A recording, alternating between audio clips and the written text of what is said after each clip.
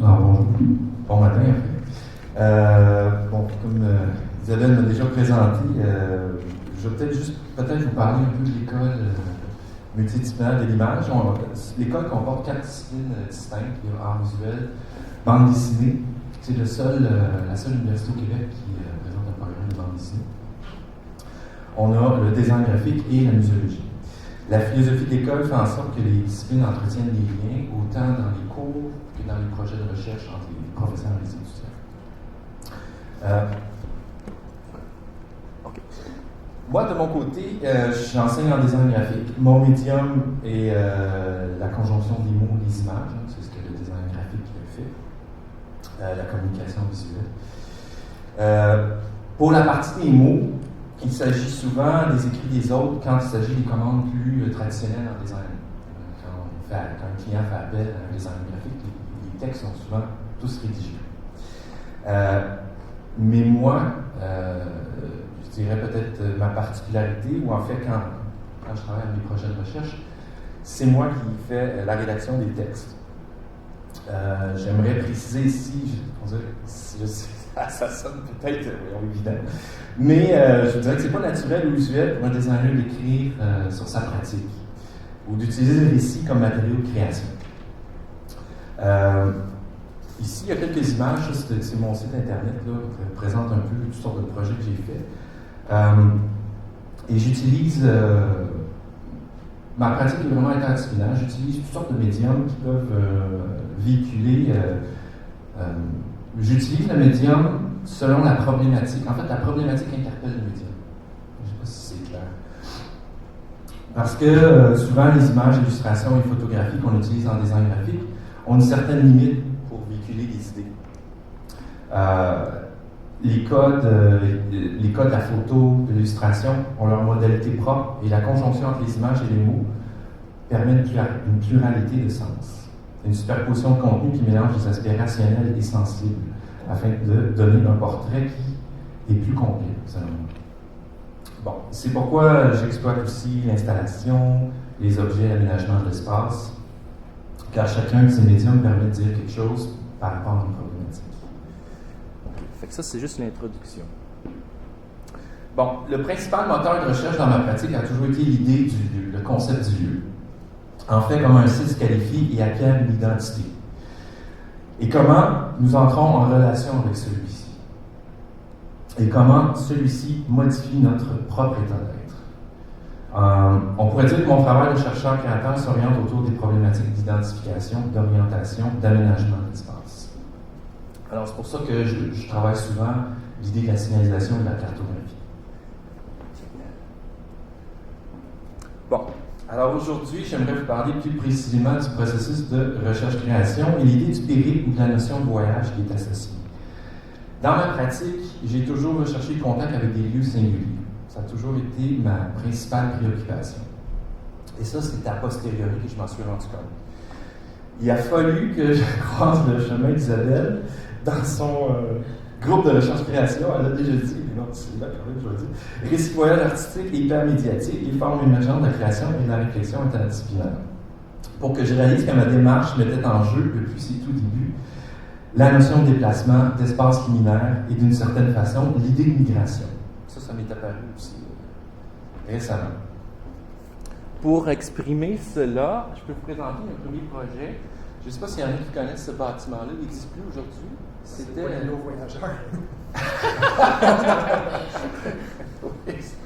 Dans quelques années peut-être. Donc, c'était l'ancien entrepôt frigorifique qui était situé au bout de la rue Amherst, sur les berges du Saint-Laurent, en fait. C'est là qu'on, avant la rue des réfrigérateurs électriques, pendant l'hiver, on avait découpé la glace et l'amener dans cet entrepôt-là pour pouvoir le redistribuer pendant les saisons chaudes, pour pouvoir conserver les aliments.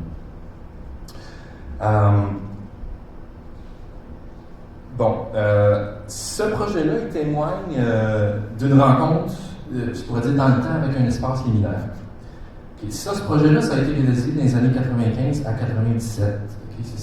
J'ai remonté vraiment loin pour vraiment essayer de voir justement comment cette idée de voyage-là allait chercher loin dans le projet. remonter assez loin. Donc, ce projet invoque l'idée du spirit et plus particulièrement l'idée du rituel, dans l'action d'aller à la rencontre de cet espace singulier.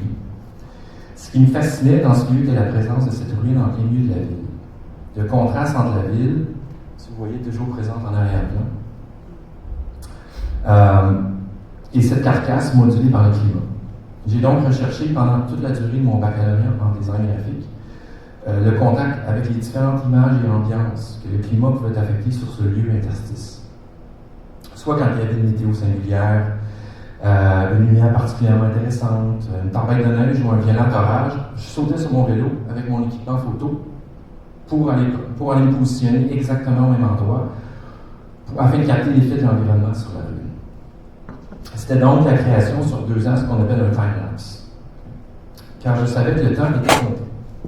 Si vous regardez la dernière image en bas, l'entrepôt est disparu. Il avait été démoli. Il était effacé de la mémoire de Montréal en 1997.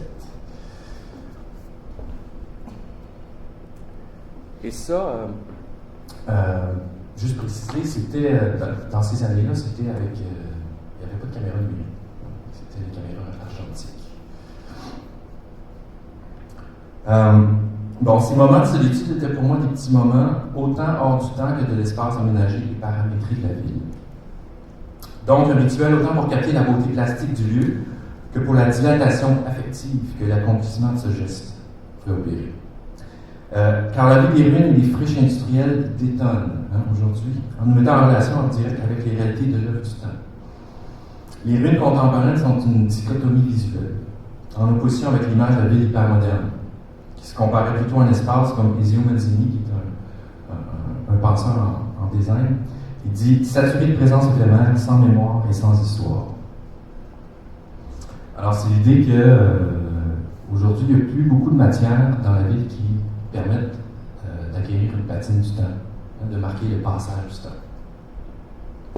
Et dans ce projet-là, ce qui était intéressant pour moi, c'était d'aller rechercher ce contact-là, avec ces traces.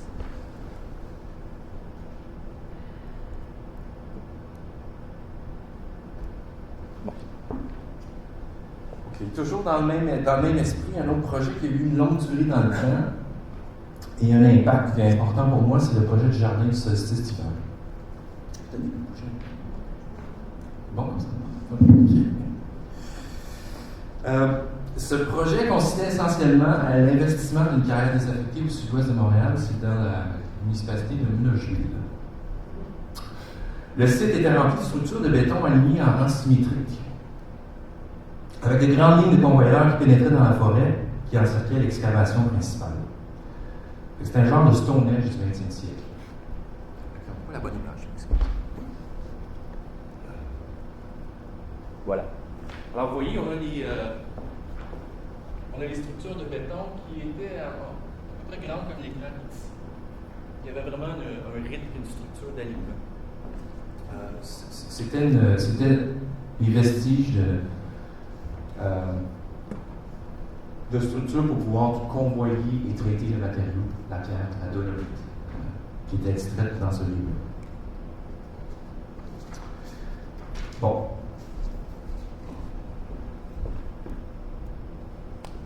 Fait que le projet consistait à investir le lieu en servant les traces présentes sur le site afin de créer un scénario d'intervention pour l'événement.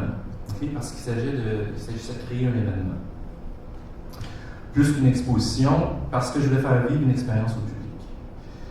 Donc, j'ai utilisé l'esprit du lieu présent afin de construire une nouvelle identité au site et de lui surimposer une cosmologie inventée. C'est ça qui est important dans ce projet-là. Le sous-titre était « Voici des objets rituels de peuple imaginaire ». La prémisse consistait en une sorte de travail d'archéologie sur un peuple disparu, de faire vivre au public l'idée de ce déplacement temporel. Le travail de conception s'est réalisé à l'aide de photographies de nombreux relevés sur le terrain, de cartes et de maquettes du lieu, de plans et interprétations graphiques, mais surtout par d'innombrables visites, périples et nuits passées sur le site pour en faire cette cartographie.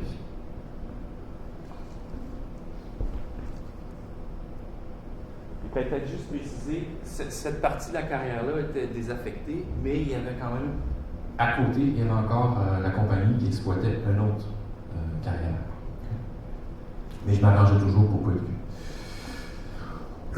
Donc, pour faire la cartographie, mon expérience de travail chez un arpenteur géomètre, qui était un de mes premiers boulots à tracer des plans, a joué un rôle dans ma méthodologie déployée pour m'approprier le territoire. J'ai compris que le lieu me permettait de créer un contexte physique aux œuvres et aux interventions, et surtout un ancrage symbolique, même si celui-ci était complètement inventé. Un récit mythologique. Les œuvres et interventions imaginées que j'avais imaginées pour implanter sur le site, je les nommais des révélateurs oniriques. Ils me permettaient d'ajouter une nouvelle dimension à l'esprit du lieu présent, de rajouter une couche ludique, d'étendre le projet au-delà de simples traces présentes.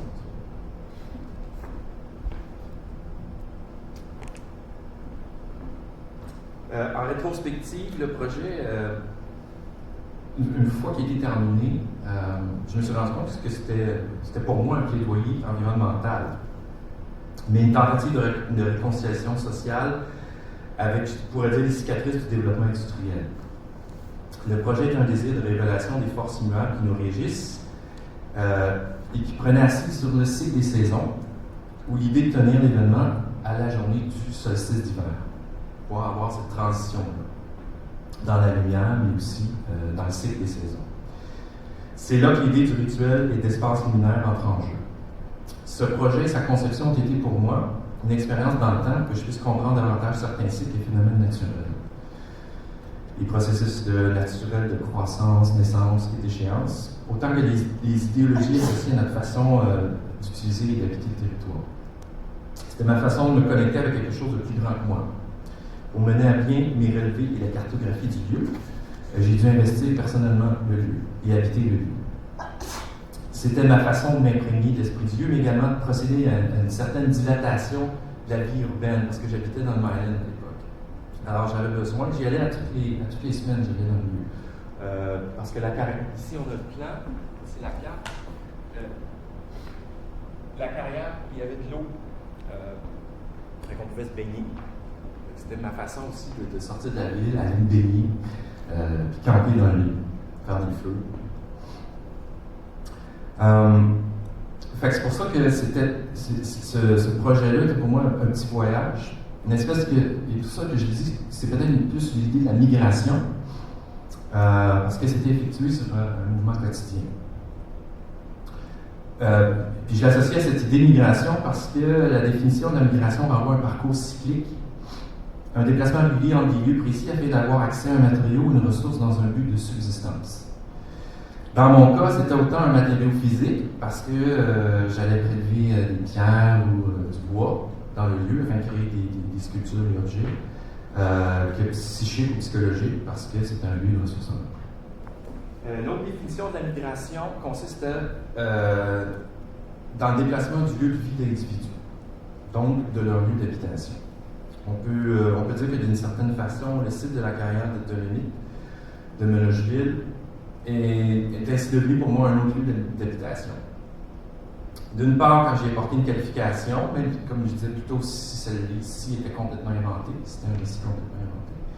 Mais tout de même, cette qualification me permettait d'avoir une prise sur le site et de me permettre ainsi de concrétiser l'acte d'habiter. Et un site devient un lieu lorsqu'il est habité.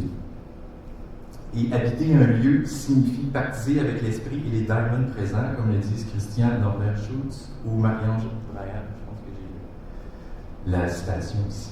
Donc, autant dans ses contingences physiques que culturelles et historiques.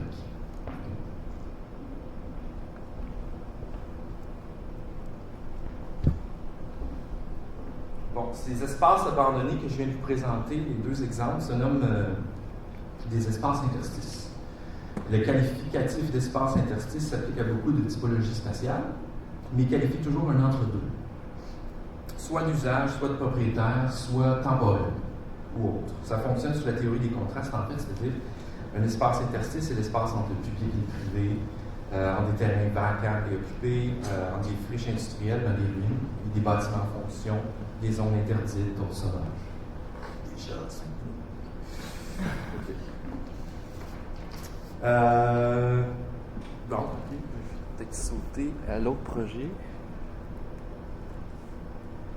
Ce qui est peut-être juste intéressant ici, c'est dire que ces espaces interstices participent à l'identité de la ville. OK? Même si on n'est pas vraiment conscient, ils participent à la définition de caractéristiques et qualifient la ville. Pascal Nicolas Lestrade, en parlant ici, dit « L'interstice déchire l'image élogieuse, esthétisée ou performante que la ville se donne d'elle-même, et ouvre des perspectives pour tout ce que la ville délaisse et désinvestit. »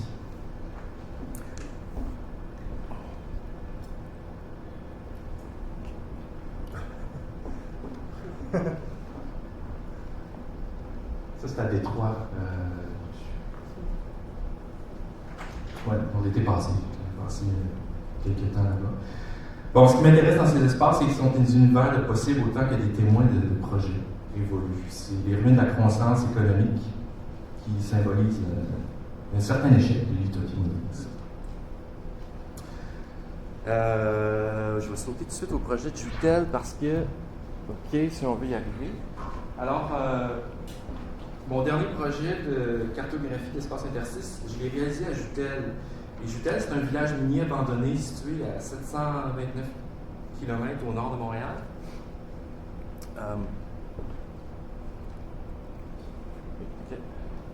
C'est une ancienne communauté qui a vu le jour en 65 avec pour vocation d'héberger des familles des ouvriers travaillant dans les mines d'or de la région. La petite ville comptait plusieurs rues et maisons, un hôtel, un salon de coiffeur, un bureau de poste, une station-service et même un aréna où se donnaient des cours de patinage artistique. Cette dernière information, je l'ai eue par un ancien résident. En 1998, lorsque les mines sont devenues non rentables, la décision a été prise de fermer la ville complètement. La compagnie a décidé de fermer la ville. La communauté est complètement abandonnée et les habitants sont relocalisés ailleurs. Les maisons sont rasées et tout ce qui reste, ce sont les trottoirs, les rues et quelques marches comme ça.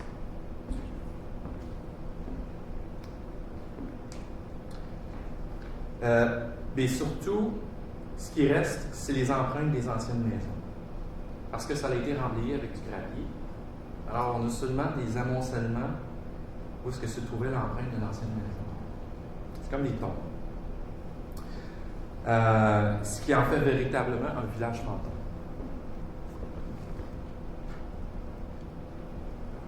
Fait que je suis allé habiter dans le lieu pendant 5 jours là-bas. J'avais transformé ma voiture en... bon, j'habitais dedans. C'est là que je me disais. Je l'utilisais aussi pour prendre, comme dolly, pour prendre des photos en hauteur. Qu'est-ce que je peux dire? Ce qui est vraiment important, c'est que tous les espaces interstices, il y a toujours l'idée du vide,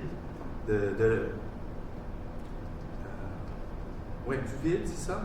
Mais lorsque je suis arrivé à Jutel, puis tranquillement, plus je passais de journée là-bas, je me suis rendu compte que Jutel traitait de l'absence. Hein? Parce que tout ce qu'il y avait survécu au passage du temps, c'était, comme je disais, les pages de gravier des maisons. Okay? Bon, j'ai rencontré un ancien habitant de la ville qui est un cri, M. Fred Kittabich. Et juste pour la petite histoire, c'est le cousin de Dominique Rankin. On l'a rencontré dans le cadre du séminaire. Le monde est petit.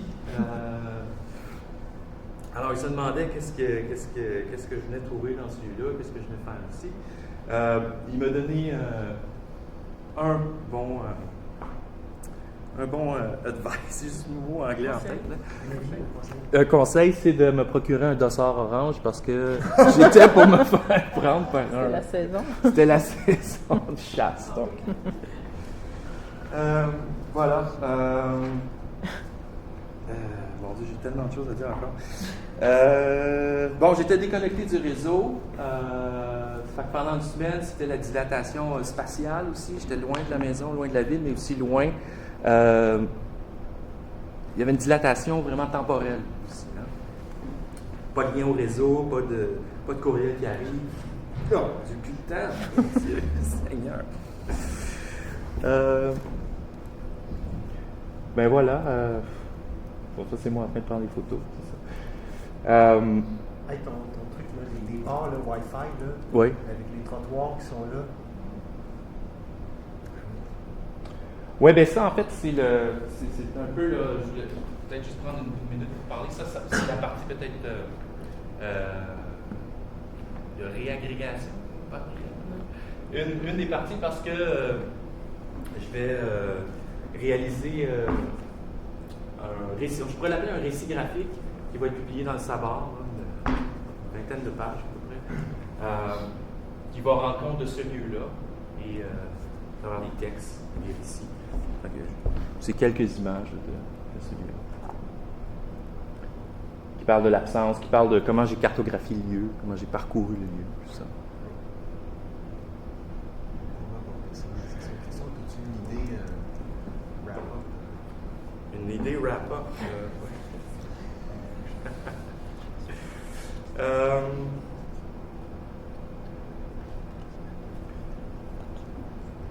Bien, on parlait d'intention hier, quand on fait un voyage, parce qu'on est toujours le touriste de quelqu'un, ou on est toujours le voyageur de quelqu'un d'autre. Puis on parlait que le voyageur va à la rencontre des autres, mais moi je vais à la rencontre de lieux. Et ces lieux-là me changent, faire une transformation sur moi, parce qu'ils me permettent d'envisager d'autres valeurs, d'autres façons qu'on pourrait envisager d'habiter et d'entrer en relation avec les autres, avec l'environnement, d'une façon peut-être plus holistique, plus spirituelle, plus écologique. Et c'est l'idée aussi des cycles que je vais rechercher dans ces endroits-là, parce que la société moderne n'est tellement pas en train de célébrer l'idée de la déchéance et de la mort. On dirait que j'ai besoin d'aller dans ces espaces-là pour pouvoir aller à la rencontre de cette idée-là. Bon,